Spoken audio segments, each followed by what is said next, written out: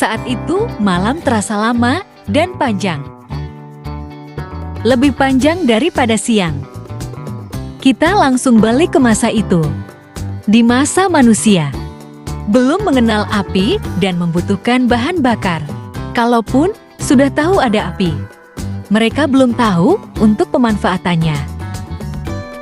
Para peneliti mencoba mencari tahu sejak kapan manusia mengenal, memanfaatkan api dan bahan bakar.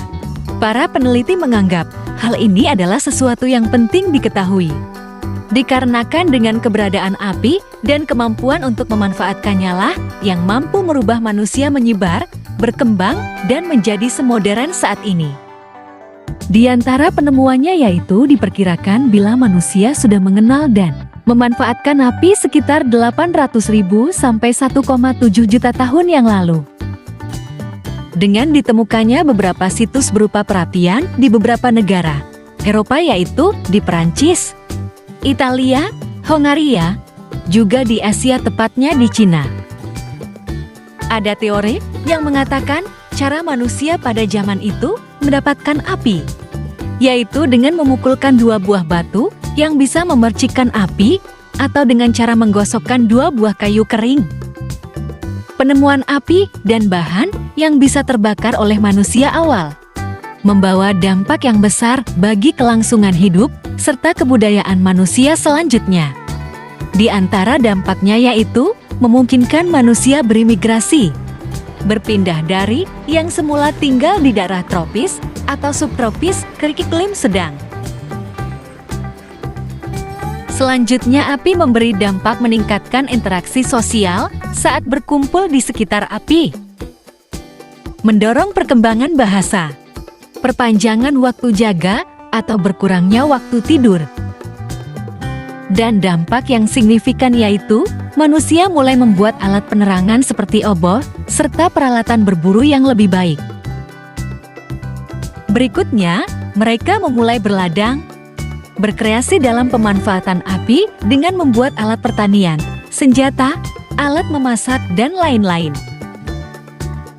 Sebagai makhluk yang berpikir, kehidupan manusia terus berkembang seiring waktu, memakan ribuan bahkan jutaan tahun. Dan inilah ceritanya. Dikelilingi hutan belantara yang rapat, rimbunnya dedaunan, ganasnya hewan, dan dinginnya udara malam.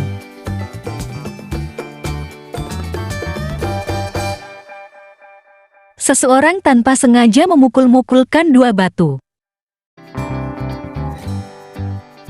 Keluar percikan api, dan di hari berikutnya, dia tunjukkan batu itu ke teman-temannya. Mereka bermain, bergembira dengan percikan-percikan yang ditimbulkannya.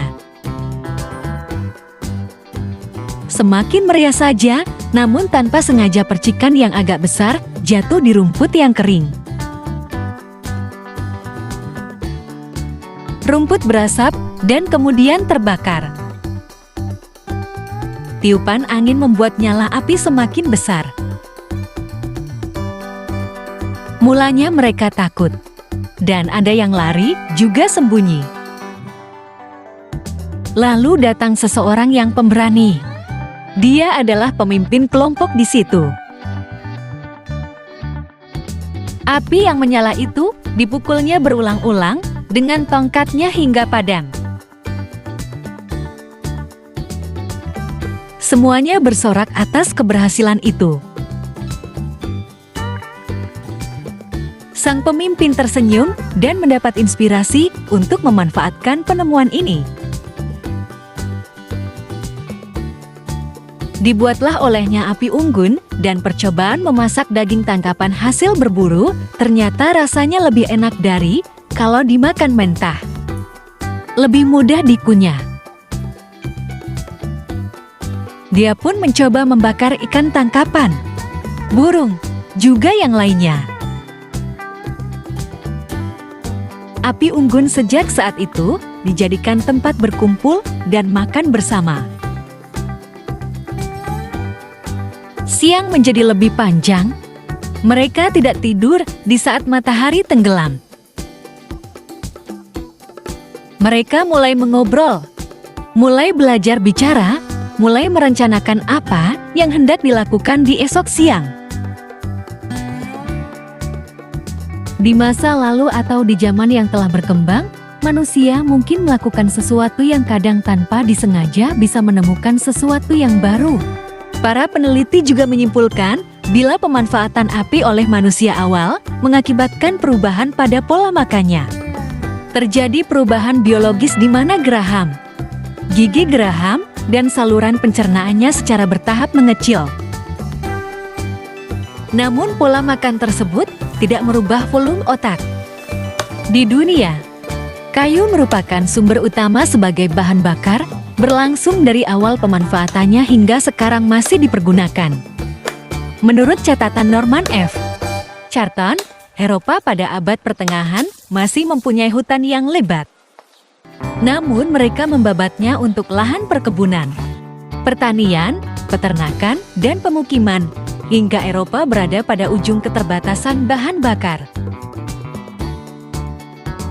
Namun pada saat yang sama, ditemukan batu bara.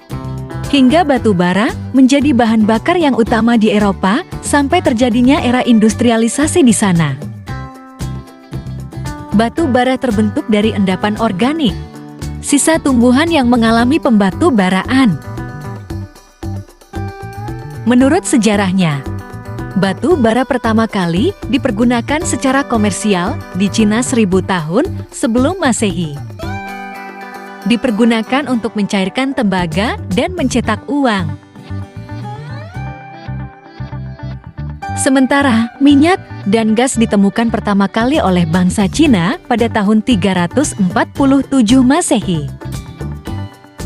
Oleh bangsa Persia pada tahun 1594 dan bangsa Amerika pada tahun 1850.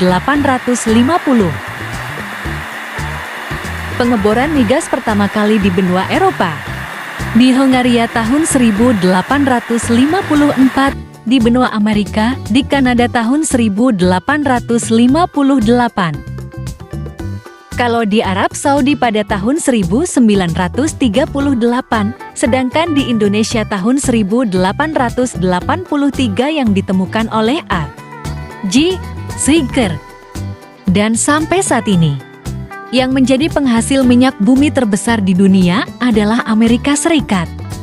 Demikian penelusuran jutaan tahun ini. Semoga bermanfaat dan menambah wawasan kita bersama. Terima kasih atas kebersamaannya dan subscribe ya. Biar tambah semangat Indonesia Raya kita. Amin.